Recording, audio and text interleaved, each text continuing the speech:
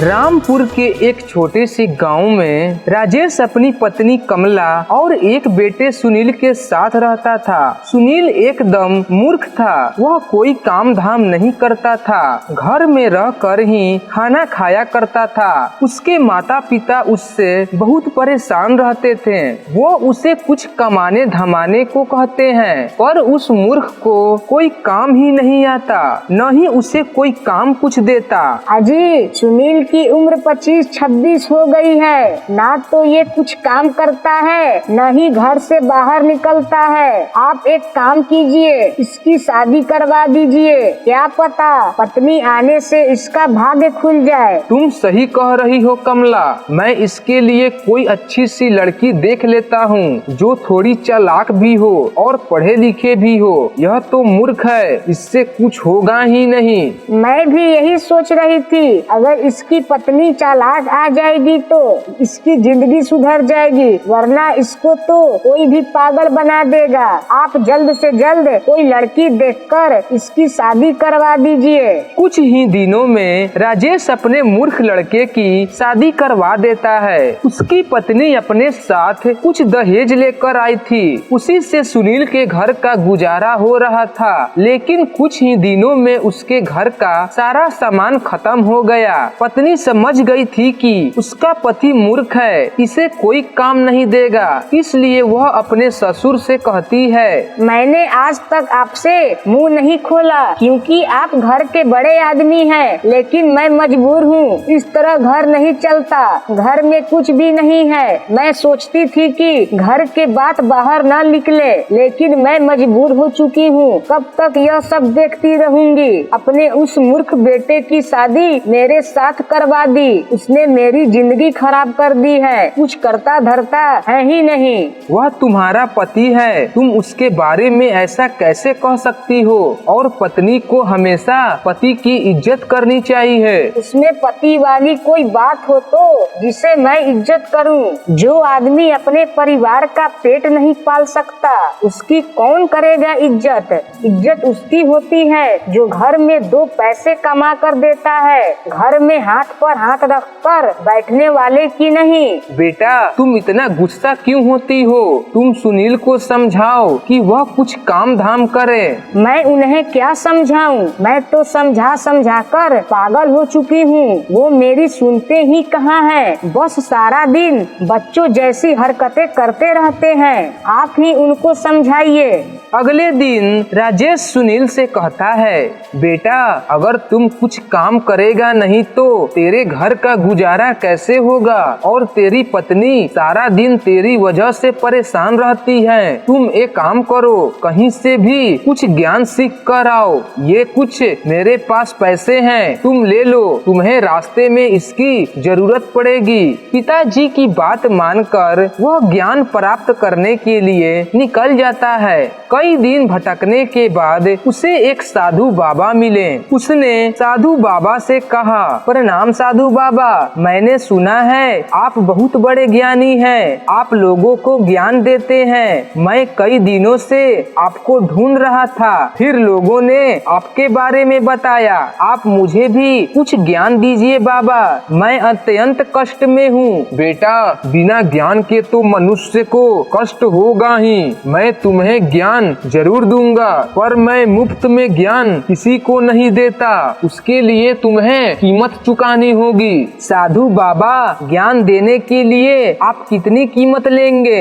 एक ज्ञान का 1 पैसा। राजेश ने सुनील को 40 पैसे दिए थे, लेकिन उस मूर्ख के पास 4 पैसे ही बचे थे। उसने साधु बाबा को पैसे दे दिए। 4 पैसे लेकर साधु बाबा बोले, तुमने मुझे 4 पैसे दिए हैं, इसलिए मैं तुम्हें 4 ज्ञान की बात बताऊंगा, अच्छी तरह याद कर लो। पहला ज्ञान यह है कि जिस बात को 5 आदमी कहे उसे सत्य मान लेना चाहिए। दूसरा ज्ञान यह है कि धन मिलने पर किसी को उसके बारे में नहीं बताना चाहिए। तीसरा ज्ञान यह है कि पत्नी को कभी सच नहीं बतानी चाहिए। और चौथा ज्ञान यह है कि अपने स्वामी या राजा को सच बात बतानी चाहिए। चाहिए। ज्ञान के चारों बातों को अच्छी तरह से याद कर मूर्ख सुनील अपने घर की ओर निकल गया। रास्ते में उसने देखा कि एक जगह भीड़ जुटी हुई है। उसे पता चला कि कोई भिखारी मर गया है, पर उसे कोई वहाँ से उठाने को तैयार नहीं था। तभी मूर्ख सुनील वहाँ पर पहुँचा। अरे भाई, तुम लोग इतने हट्टे कट्टे हो, लाश को उठाकर कहीं फेंक आओ, भगवान तुम पर खुश हो जाएगा। मैं लाश को क्यों उठाकर फेंकाऊं? न तो यह मेरा भाई है और ना ही रिश्तेदार, ना ही कोई जानने वाला, फिर मैं इस लाश को क्यों फेंकाऊं? लेकिन मूर्ख सुनील को साधु बाबा की पहली ज्ञान की बात याद आई। 5 आदमी जो कहे उसे सच मान लेना चाहिए। यहाँ तो 5 से भी अधिक आदमी हैं। उसने लाश उठाई और गांव से बाहर एक वीरान जगह पर उठाकर उसने फेंकने लगा। तभी उसने देखा कि भिखारी के फटे पुराने कपड़ों से अनेक सोने की रुपए गिर रहे हैं। उसने सारे रुपयों को इकट्ठा किया और अपनी जेब में रखकर चुपचाप अपने घर चला गया। आ गए ज्ञान की बात सीखकर। क्या ज्ञान सीख कर आए हो? जरा मैं भी तो सुनूं, क्या पता थोड़ा बहुत ज्ञान मेरी भी काम आ जाए। ज्ञान तो मैं सीख आया हूँ, लेकिन किसी को बता नहीं सकता, क्योंकि ज्ञान सीखने के लिए पैसे लगते हैं। ज्ञान मुफ्त में नहीं मिलता है। आप कैसी बेवकूफी की बातें करते हैं? मेरी तो कुछ समझ नहीं आता।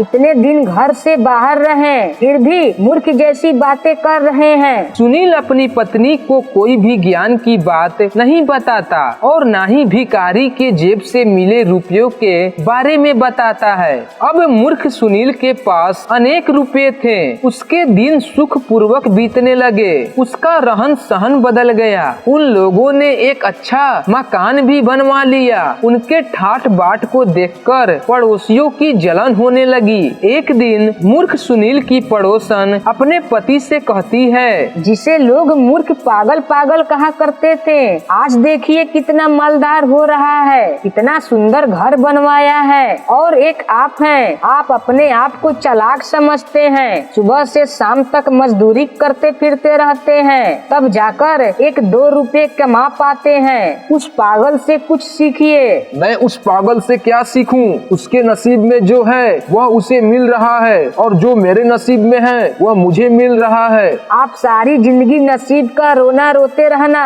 दुनिया आगे निकल रही है और आप नसीब के पीछे पड़े हुए हैं। मैं उस पागल मूर्ख सुनील के कल घर जाऊंगी और उसकी मालदारी का राज पूछ कर आऊंगी। पड़ोसन अगले ही दिन सुनील के घर आई और उसकी पत्नी से बोली, अरे दीदी, आपका पति क्या करता है जो आप लोग इतने ठाट बाट से रहते हैं? पूरे गांव में तुम्हारी मालदारी के चर्चे हैं कि पागल आदमी मालदार हो गया। यह तो मैंने उनसे पूछा ही नहीं कि वो क्या काम करते हैं। मैं तो उन्हें पूरा दिन घर पर ही देखती रहती हूँ। भला घर में रहकर कौन सा काम हो सकता है? तुम्हें उनसे पूछना चाहिए कि वो क्या काम करता है। जो आदमी अपनी पत्नी से अपनी आमदनी छुपाता है, निश्चित रूप से वह कोई गलत तरीके से धन कमाता है। अगर वो आपसे सचमुच प्रेम करता है तो उन्हें आपसे कोई भी बात नहीं छुपानी चाहिए। तुम सही कह रही हो बहन। मुझे तो अब डर लग रहा है कहीं वो किसी गलत तरीके से पैसे नहीं कमा रहे हैं। आज ही उनसे पूछूंगी। जब रात को सुनील अपने घर आता है तो उसकी पत्नी उससे पूछती है, आप क्या काम करते हैं? आपने मुझे आज तक बताया ही नहीं। तुमने मुझसे कभी पूछा ही नहीं, इसलिए मैंने बताना उचित नहीं समझा। वैसे भी तुम जानकर क्या करोगी? तुम्हें तो समय से पहले ही सब कुछ मिल रहा है। अगर तुम्हें कोई परेशानी हो तो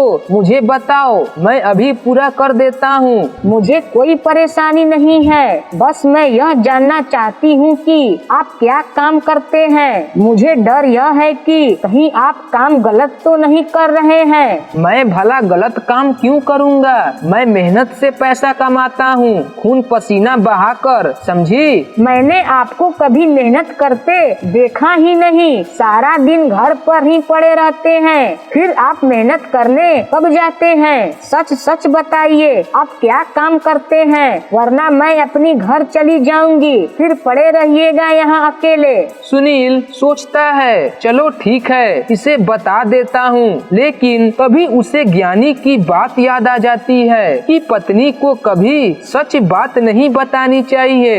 इसलिए वह अपनी पत्नी से झूठ बोलता है। दरअसल मैंने बाजार से 1 किलो सरसों तेल खरीदा और उसको रात के 1 बजे एक सांस में पी गया, जिससे मुझे बहुत सारे धन की प्राप्ति हुई। सुनील की पत्नी दूसरे दिन अपनी पड़ोसन को बुलाती है और उससे कहती है, मेरे पति कोई गलत काम नहीं करते हैं। हमारी मालदारी का राज तो यह सरसों के तेल में है। सरसों का तेल? हाँ, सरसों का तेल। अगर कोई आदमी 1 किलो सरसों तेल रात के 1 बजे एक सांस में पी जाए तो उसे बहुत सारा धन की प्राप्ति होती है।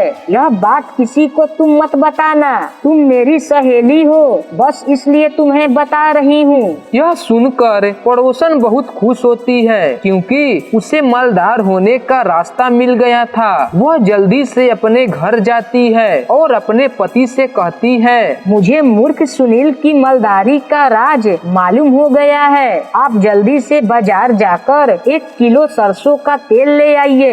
अरे एक बार मुझे बताओ तो सही, आखिर उस मालदारी का राज क्या है और सरसों का तेल का मालदारी से क्या ताल्लुक है? अरे ताल्लुक है, अगर कोई आदमी 1 किलो सरसों तेल रात की 1 बजे एक सांस में पी जाए तो बहुत सारे धन की प्राप्ति होती है। यह तुम क्या कह रही हो? यह बात मैंने कभी नहीं सुनी है। अगर हर किसी को यह बात मालूम होती तो आज हर कोई मालदा न होता। ये बात किसी को मालूम नहीं है। मैंने बड़ी मुश्किल से सुनील की पत्नी से पूछा है। अब सारा समय यहीं पर खराब कीजिएगा। जल्दी जाइए बाजार से 1 किलो सरसों तेल लेकर आइए। पड़ोसन का पति बाजार से 1 किलो सरसों का तेल ले आता है और फिर दोनों 1 बजने का इंतजार करने लगे।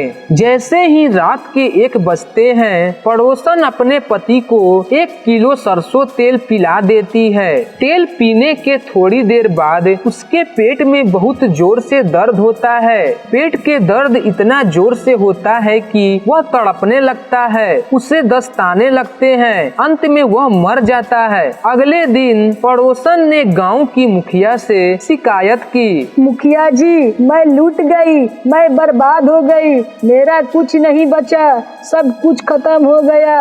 अरे कुछ बताओगी भी या रोते रहोगी? मुखिया जी, मेरे पति का इंतकाल हो गया है। उन्होंने 1 किलो सरसों तेल पी लिया था, जिससे उनके पेट में बहुत दर्द हुआ और वो मर गए। ये क्या बेहुदा बात कर रही हो? अगर कोई 1 किलो सरसों तेल पिएगा तो वो मरेगा ही ना, कि बचेगा? तुम्हारा पति पागल तो नहीं था? अरे नहीं नहीं मुखिया जी, मेरा पति पागल नहीं था। पागल तो वो मूर्ख सुनील है, जिसने मुझे यह नुस्खा बताया था। उसने कहा था कि अगर कोई आदमी रात को 1 बजे 1 किलो सरसों तेल पी जाए तो वह मालदार हो जाता है। इसलिए मैंने अपने पति को 1 किलो सरसों तेल पिला दिया। मुखिया मूर्ख सुनील को बुलाया और सारा माजरा पूछा।